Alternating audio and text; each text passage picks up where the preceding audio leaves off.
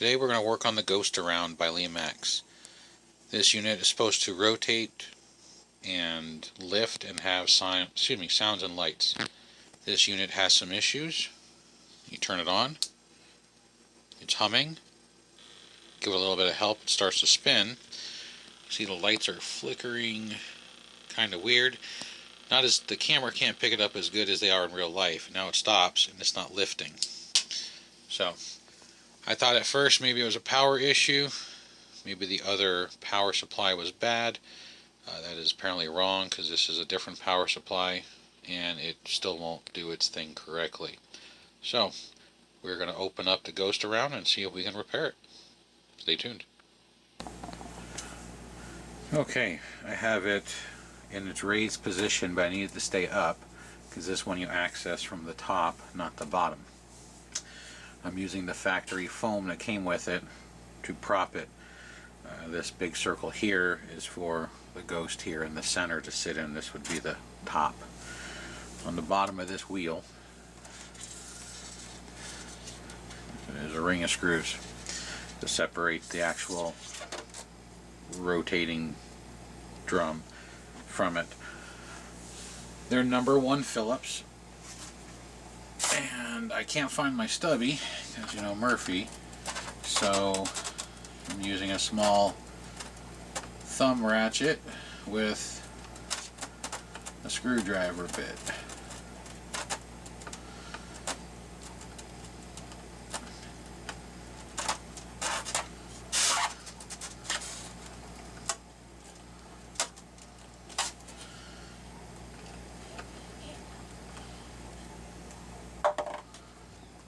And of course the white foam also makes a good container to hold the screws.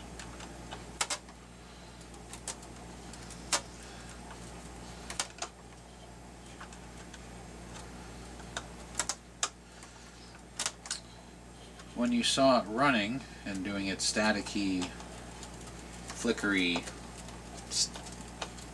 thing, I guess you can call it, the on-off switch / volume switch doesn't do anything. Whether it's in the on position or the off position, the unit does the exact same thing, which indicates a short across the circuit board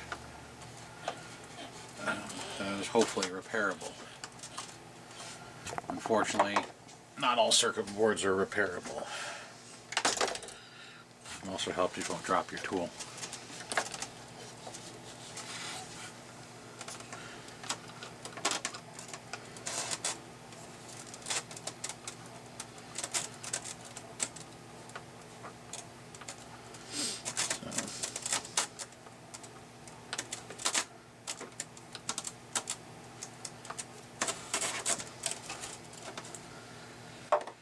So I'm going to pause it while I finish taking all the screws out, since there is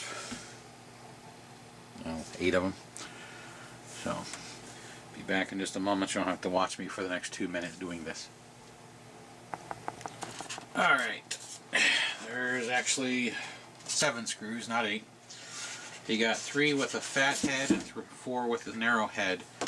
The 3 with the fat head hold the centerpiece in and also hold the planetary gears. So, which if you see right here, those are the planetary gears.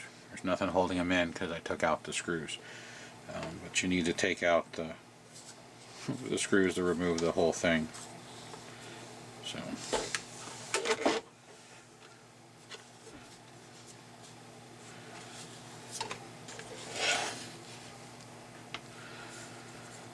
now, if it's like every other Lemax, there should be a plug I should be able to disconnect. And no, this one doesn't have it. Of course not.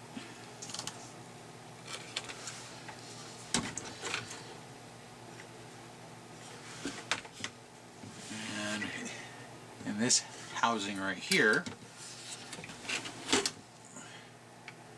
is another gear, which is the drive gear.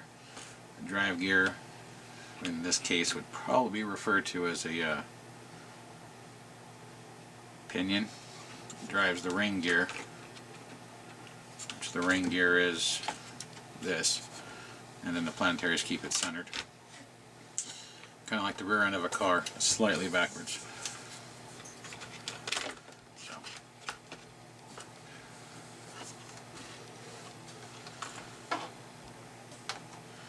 And if you take one of these apart yourself, the two hardest screws I would recommend doing first. When I started doing it, I did the easiest screw first. Now what I'm doing is this arm has two screws at the top. We're going to unscrew the two screws to try and get access to the arm to see if we can disconnect the cables for the actual go-around part.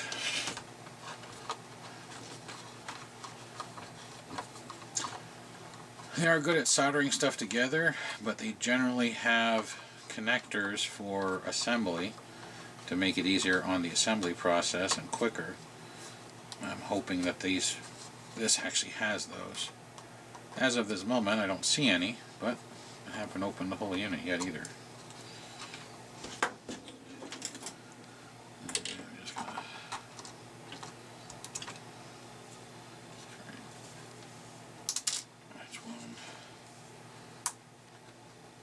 Get these screws out.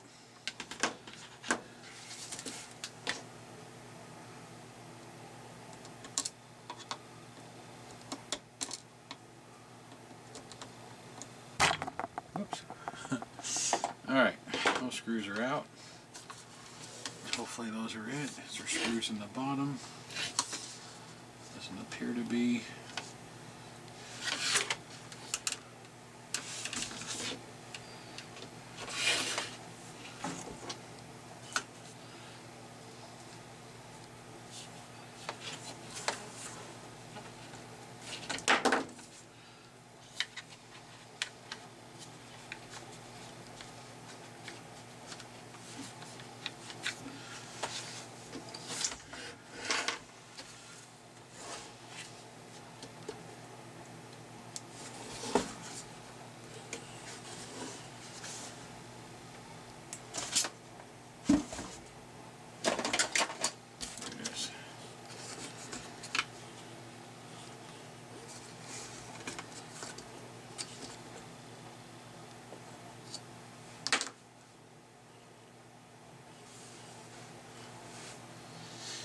Alright.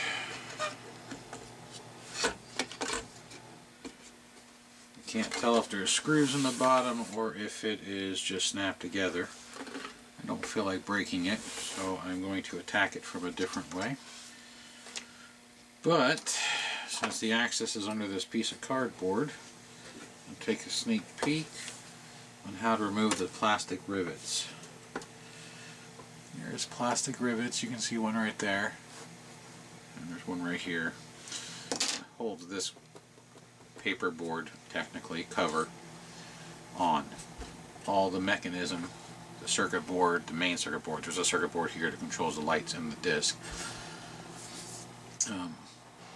The volume, the speaker, all underneath this.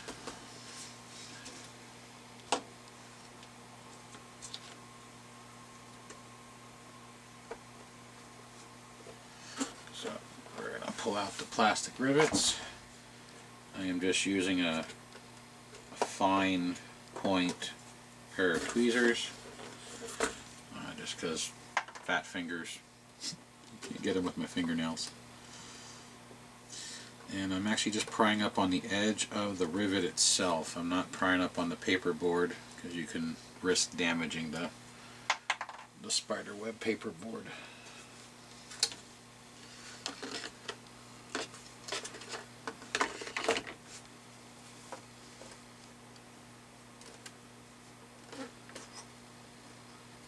And then right where the mechanism lifts, there's one on each side. A little bit harder to get to. There we go.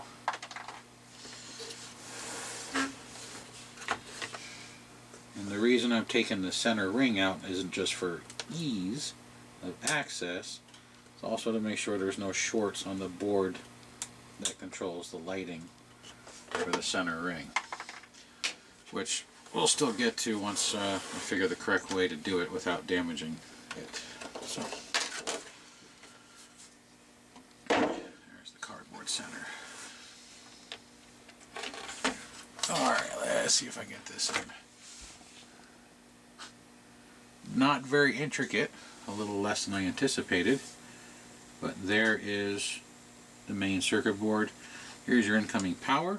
I'm actually kind of surprised to have it so far away, but they have a lot of room. So there's your main board. It's hard to see, but underneath this is another board which houses the motor and transmission to lift the arm. So, and then we got some screws. So I'm going to try and figure out how to get this wheel off so I can take this arm off to take this plastic insert out. So I shall return. Alright, we're back. It's been a few days work, but to take this top ring off to get inside, I did unscrew the circuit board to see if I could pull it through one of these slats. I cannot, it's too big. To remove the top ring is actually kind of a pain. I would recommend using a heat gun or a heat stick. I use a heat pen. You have to break the glue joint at the bottom of each one of these pillars. Once you get it warm, I'm using a small blade screwdriver and sticking it in the slot. There's slots all the way around. You can see all the little notches to push out these valves, which allows this to come off. It's not screwed on, it's just glued and pinned. And that's how you would replace your pulley if it's slipping.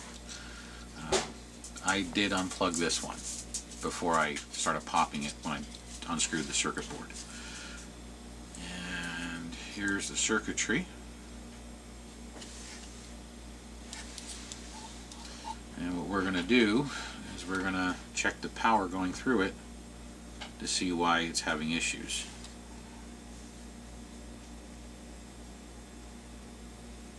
I believe it's going to be a bad board based on the track, so I'm going to unplug some of these, but I'm going to mark them so the marks line up.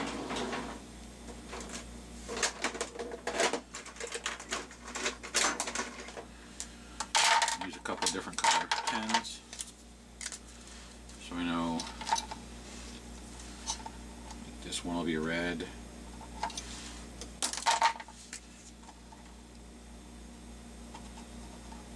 This one will be blue.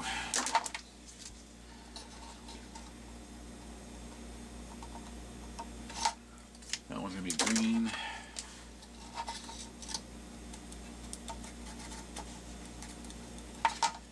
Black.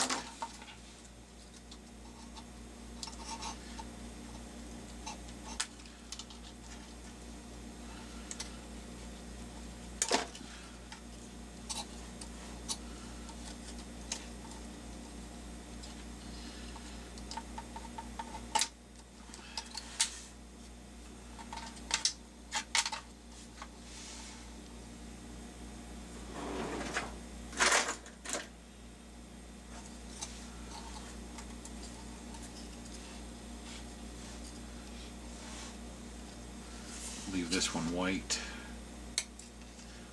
and that one's at 3. We are going to plug this one back in. This one is the switch.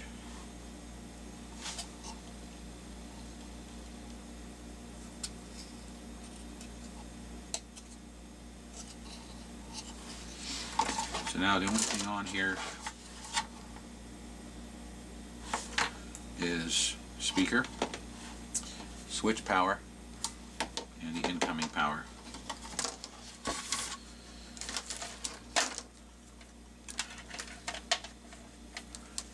Here's the 4.5 volts. And we need to get my meter.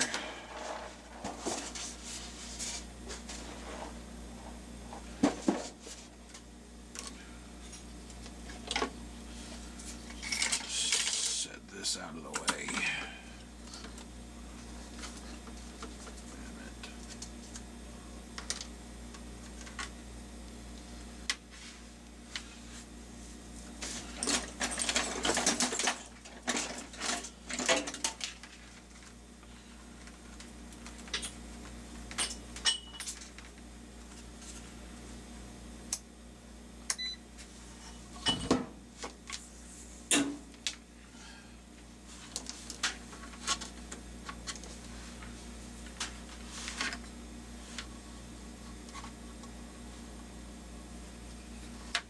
let's make sure we first have good power before we turn it on.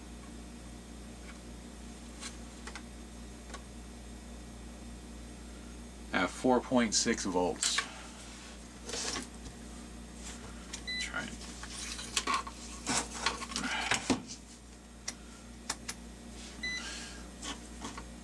It's gonna be hard for y'all to see it. There you go.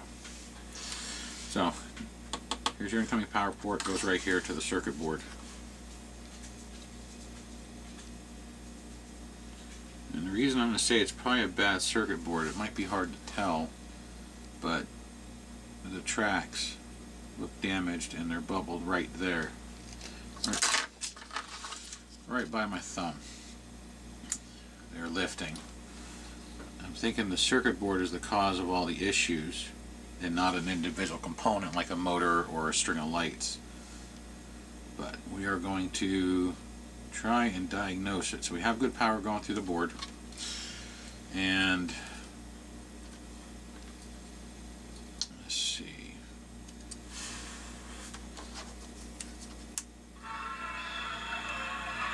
There's the sound.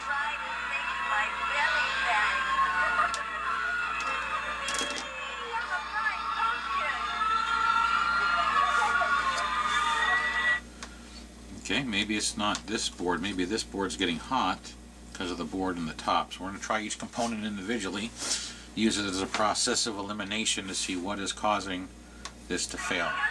Because if you remember earlier, we had no sound. Now we have sound. So let's move the meter out of the way.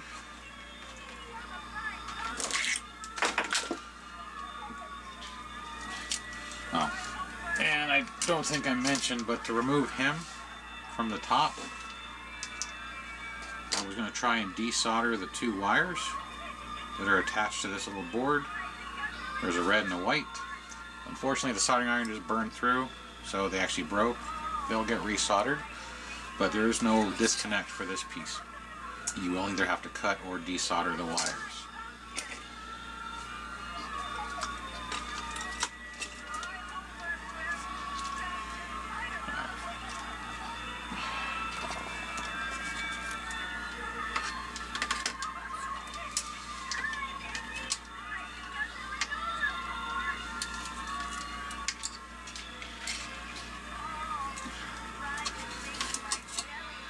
I'm going to leave the sound on low for this process of elimination.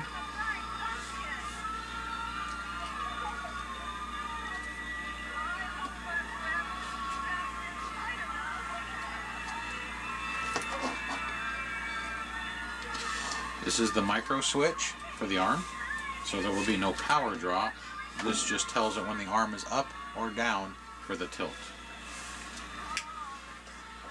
So next thing we're going to do is we're going to plug in the motor. The motor has the most draw.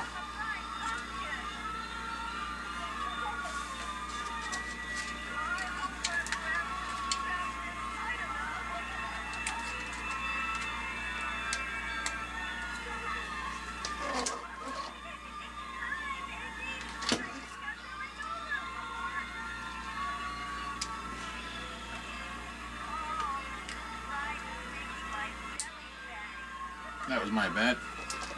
Mixed up the color there. And there's the motor. Alright, so it's not catching the micro switch, so let's unplug it.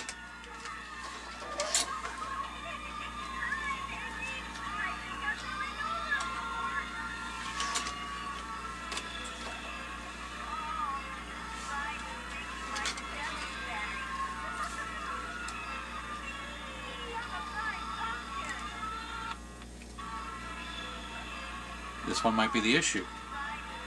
This is the other micro switch.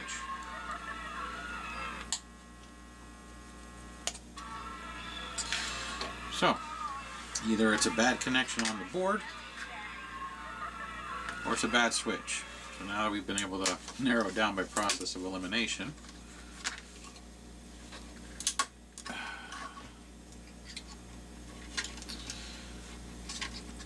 Well, I guess if you're going to do this, try not to wedge it. These are just glued in place. I was trying to break them off of here versus off of the poles, but I'm going to have to glue those back on. They're only held on with a drop of super glue, crazy glue. It's nothing special. The only one that's different is the back one, in case you do break them off. This one's actually clipped in. The clip is designed to keep these fences in a line and align it to the post, which gives you the alignment for the ring. It'll help align up your screw holes. So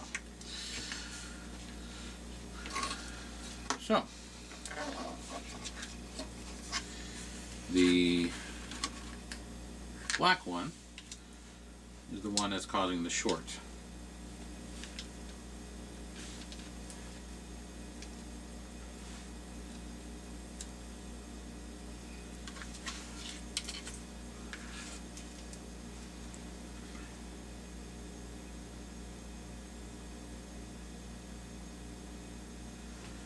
Which is up inside.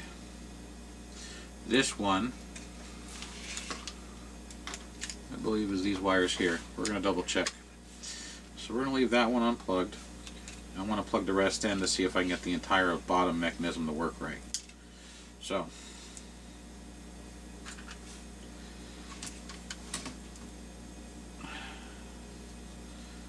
going back to that process of elimination. This one's the green one, which apparently is still getting juice.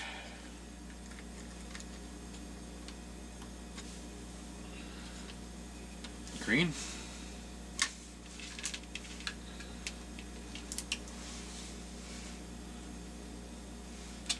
This one's white.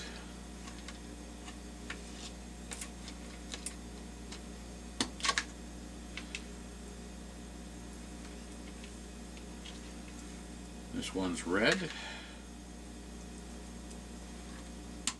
Go.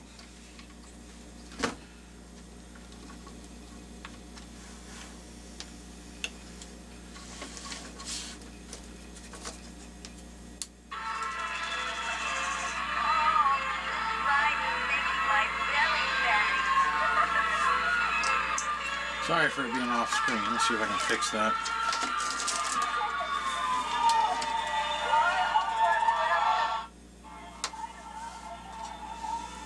You can see the outer lights are working. The arm's moving up and down.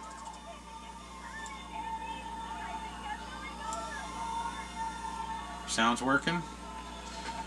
So the problem is the power that goes to this circuit board. I think the reason it's getting hot is inside this arm the wire goes up and down. It's right here. And I bet you it's pinched and it's probably shorted out. There's also a little circuit board right in here. So we're going to try and take apart this arm and see what's causing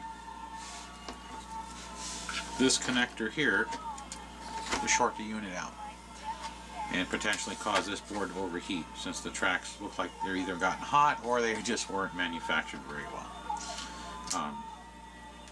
Either is possible. So this is the culprit that is causing all the malfunctions on this unit. So let's reset this unit. If you just notice, I just turned it off, and it's going to go back to a reset point. I'll do it one more time just to show you. Power off, and it's still flashing. And then after it does this little thing, the arm will go down, all the lights will go off, and the unit's done. This is one of those units that you just don't want to unplug power while it's in the middle of a cycle. You want to turn it off by the switch, because you can damage the timing chip. It doesn't happen a lot, but I have had it happen on my own personal units, where one of them got damaged because somebody hit the main kill switch before they turned off this specific house. I was able to reset it by opening it up and pushing on the micro switches. The micro switches are connected to these different jumper wires. They tell the computer, which is this little blob chip right in here, that the house has been reset to its starting point. So when the power's turned on, it knows where the arm is in relationship to the wheel, in relationship to the soundtrack. So it's very important that you turn off the power via the switch before you unplug the unit or pull the power from a power switch or the wall socket itself. Just to be aware. So, but now that we've reset the unit back to its starting point, we're going to turn it over. And we know that the offending wire is right here, which goes in up there. And I apologize for not keeping it in frame. It's not intentional.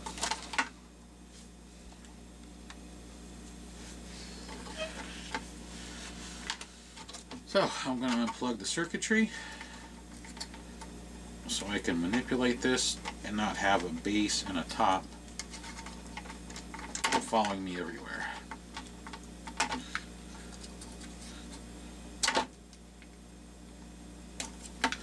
So we're going to set that off to the side and now work specifically on this unit.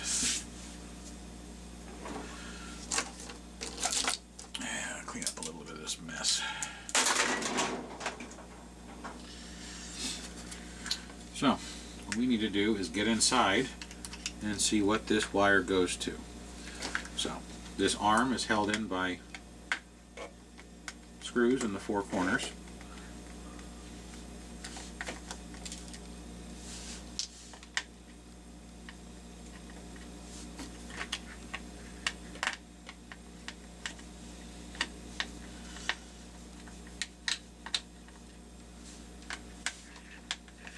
And while we're doing this, any of you avid miniature town people that have animated houses, if you find your house or something similar, or even just one cheaply, you may want to buy it for parts. I occasionally go to Goodwill or eBay and buy broken animated houses, so I have spare parts. The manufacturer does not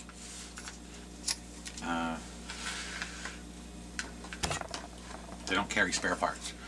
Basically everything's made and then it's sold and then that's it. I'm sure a lot of you are fully aware that have Lemax or Department 56 or any other ones that when they break it kind of sucks. So, alright. Other than it's really slimy with lube, since it is a mechanism that turns. See, the wire goes through and it travels up this arm. And we're going to disassemble this arm and see if the wire is pinched.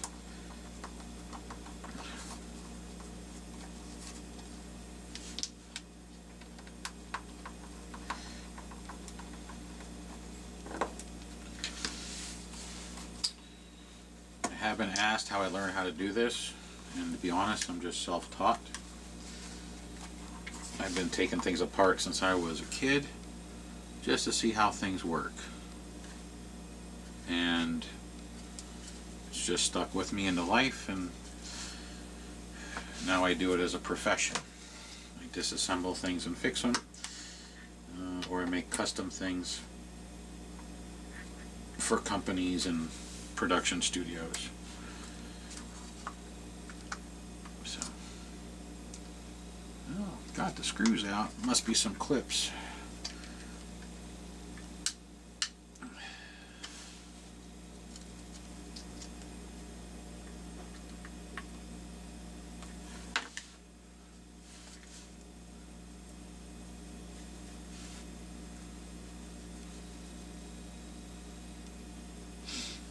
What I'm doing is, so I don't force it and break it, is I'm cracking it enough that I can see inside, and I'm checking where this wire goes to see if I can see, because there is a motor which drives this gear which makes the wheel spin, and if that motor gets hot, it can melt through the sheathing with the insulation and then causes a short. Electronics don't like shorts because it can damage the circuitry. There's no circuit breaker or fuse on these little circuit boards. So they cause them to get hot, or they just malfunction because it's a dead short to the switch or the chip. So there we go. There's two clips right there. So all right. Here's another drive pulley you need to be aware of if you have this unit. The motor's right here, drives this pulley, which the pulley then drives this gear. Then the three other gears I took off earlier were the planetary gears that drive the big wheel. So this cable comes through, is actually soldered to this circuit board, which is glued in. There are 2 drops of glue. Then this circuit board has the clip for the wheel, which is right there. So I guess technically it is plugged in, it's just plugged in on the side that you can't get to. Makes perfect sense. So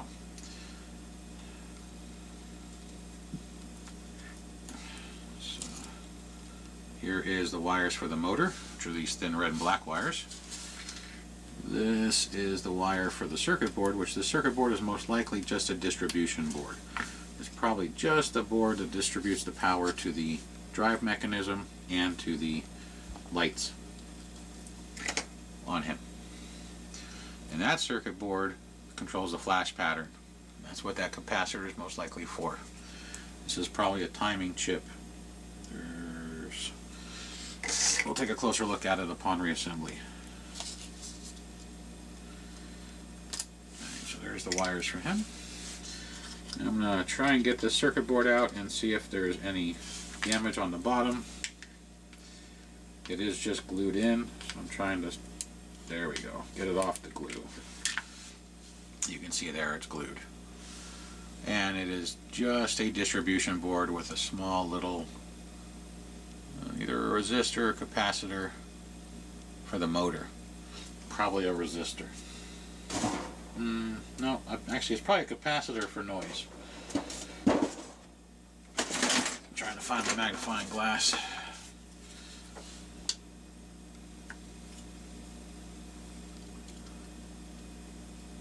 Yep, it's a capacitor. It's a noise suppression capacitor, so the noise from the motor doesn't interfere with the circuitry on him, so, or her. I don't know. But anyway, so something on this leg is bad. Pull the wires through and see if they're pinched. They are dented, but there's no sign of a piece of insulation that's chafed. Could be a bad capacitor.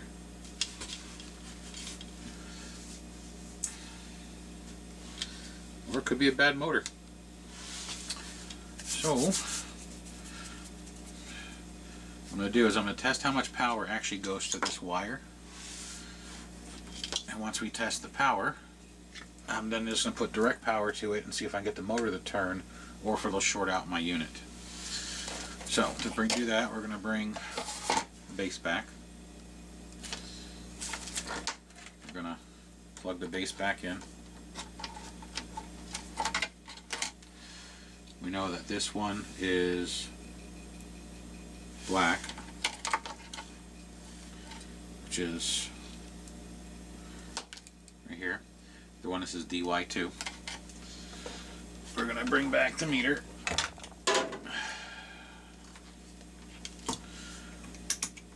Set the meter on DC.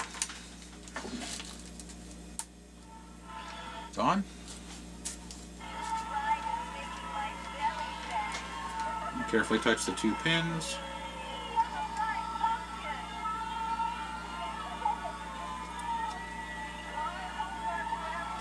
It is sending full power of 4.6 volts.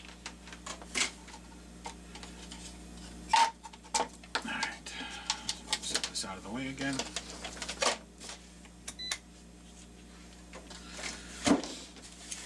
So, this board here is getting 4.6 volts. I'm going to turn on my power supply. And I'm going to set it for basically 4.5, which is what it's supposed to have. 4.5 plus or minus 10% is generally the process. Red is hot, gray is negative. And make sure there's nothing over there. I'm going to hook the red to the red. And we're going to see if this... Okay, that beeping sound you heard is indicating it's got a dead short. The only thing hooked up to this at the moment is the motor. So it looks like the issues with this is most likely the motor that's inside here. So now we're going to disassemble this part. This is why a lot of technicians get paid a lot of money, is because of the process of elimination. Especially on custom or small items where there is no diagrams that you can't trace back, you'll end up paying more. So, as somebody who is a technician, sometimes it's easy, sometimes it's labor intensive. The Random Junk channel got started because me and the other guy, we've been building random stuff for a really long time. And fixing random stuff that other people said was not repairable. So, after years of people saying we should film our annex, we decided to.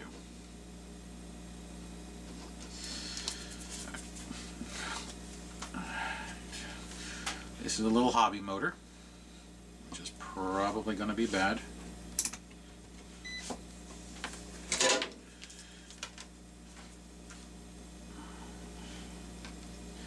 So I'm thinking either the motor's bad or the capacitor's bad.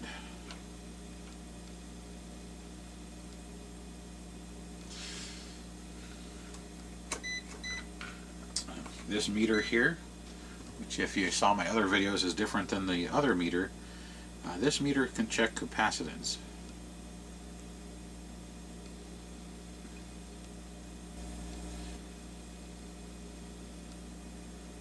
This meter says this is a 0.6 microfarad capacitor. Unfortunately, my eyes aren't good enough to read what it says on the top, even with the magnifying glass. But we do have capacitance. So we're going to check the motor. And how I'm going to do that is this hobby motor generally will run between 2.5 and 6 volts, which is why they use them in almost every one of their houses. Lemax. A lot of other companies do too. They will spin forward or backwards, but I'm going to hook it up the way they have it hooked up. I'm going to send direct power to the motor. I'm only going to send it 3 volts just to see if it turns.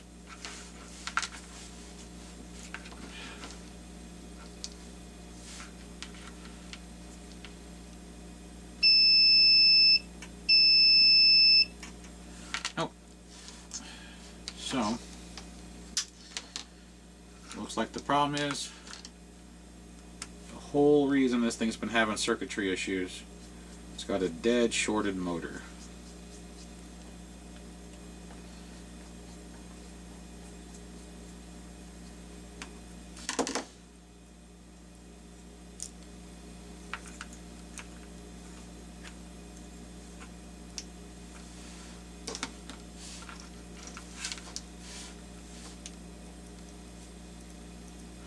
Oh yeah, this motor's gone.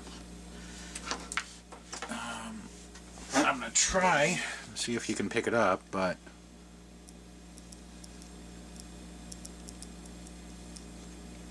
I don't know if you can hear that. I know it's kind of close. That clicking sound, if you can hear it, isn't supposed to be there. Also, this thing is a lot harder to turn than it should be for this little motor. And it's either just died from age, use, maybe some of this oil that they use for lubrication got inside of it. I don't see any hair or dirt. It's pretty well concealed inside that arm. So we're going to try and find another hobby motor of the same size, and then we're going to test it, and if it works, we'll start the reassembly.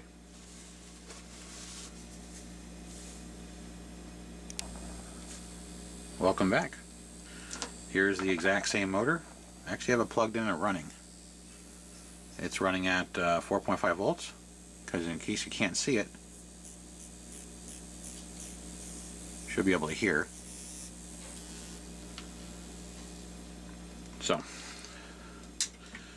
I said, it's a standard hobby motor. I believe this one, which is the identical one, slightly different screw holes for mounting. It's got the same pulley, just different color. It's even very similar on the back. This one came out of a Walkman. This one came out of a 4-volt Sony Walkman, back from the 90s, if you're familiar with them.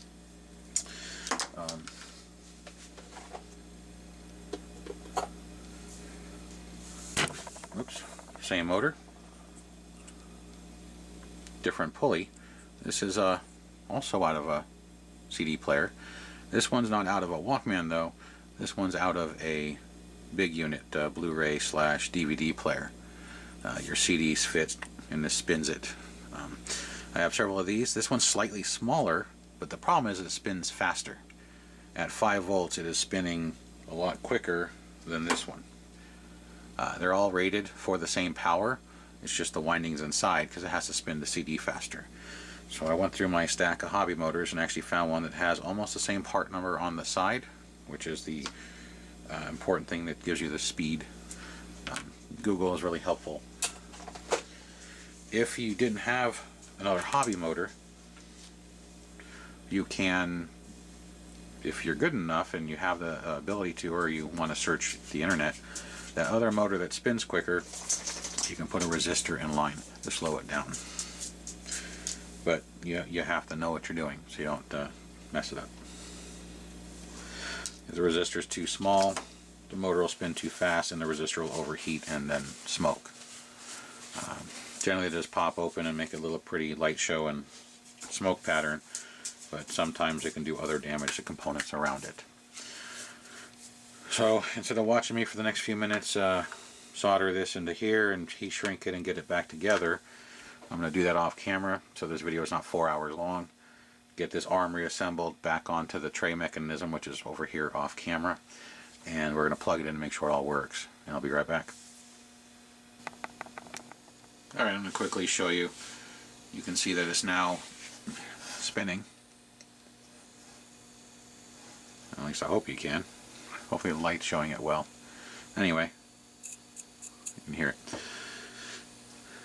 New motor is in. I did have to change the pulley, and the reason I had to change the pulley, it is the same pulley as far as dimensions and the V groove. It's just the white pulley has a spacer on it to lift it to the same height as the larger pulley. This one doesn't have that spacer. So instead of just trying to swap a spacer over, I'll just put it back to the factory white set of pulleys. That way it's still a matched set. So this pulley and these screws, which went to the new motor, I'll put back in my bin of parts. This other motor, the screws were too short to go through the plastic because it was designed to go through a thin piece of metal. So anyhow, this is the bad motor. So what I'm going to do is I'm going to cut this end off so it plugs back into the board, and I'm going to solder it on here. Like I said, I'll be back once it's all assembled. I just wanted you to see that the new motor spins, and then once it's all soldered on, we'll reassemble the arm, we'll plug it into the circuit board that's off camera, and make sure that it doesn't short it out, and then we'll start the arduous task of reassembly, and I'll show you the finished product when it's done. Alright, we're back. We turn the lights off, and here we go. Motor spinning. The edge lights are flashing. We got sound.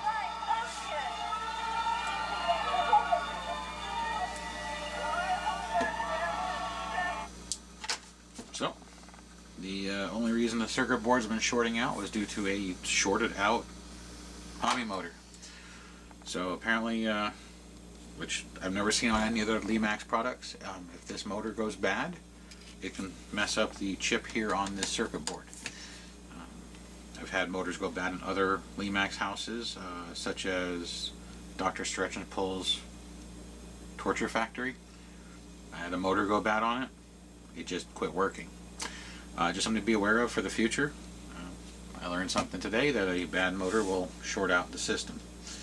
So now comes the arduous task of reassembling this thing, soldering these wires back on, and gluing on the poles that snapped, and then re-gluing these poles in because they're all glued to this base. So I'm going to go ahead and reassemble this, and then we're going to film the finished product fully functional again. Or at least that's the goal. Alright, it has been put back together, and here we go.